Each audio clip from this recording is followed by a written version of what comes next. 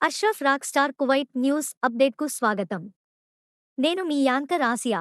ఈరోజు ప్రసారంలో కువైట్లోని వలస కార్మికులకు ఒక ముఖ్యమైన అప్డేట్ ఉంది.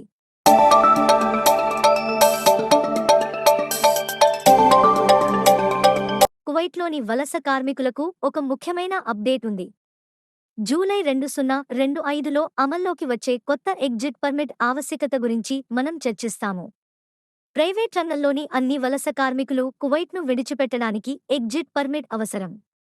ఈ ముఖ్యమైన మార్పు గురించి మరింత తెలుసుకోవడానికి కునా మరియు అరబ్ టైమ్స్ నుండి తాజా వార్తలను పరిశీలిద్దాం.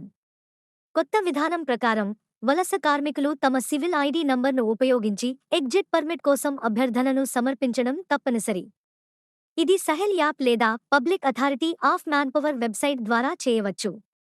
ఇది యజమాని మరియు కార్మికుల హక్కుల మధ్య సమతుల్యతను నిర్ధారించడం మరియు కార్మిక మార్కెట్లో సమ్మతిని మెరుగుపరచడం లక్ష్యంగా పెట్టుకుంది.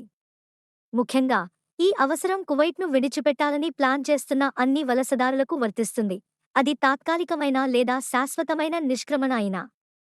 దరఖాస్తులో ఏవైనా వ్యత్యాసాలు ఉంటే యజమానులకు తెలియజేయబడుతుంది, దీనివలన ప్రత్యేక విభాగాలు తదుపరి దర్యాప్తుకు దారితీయవచ్చు.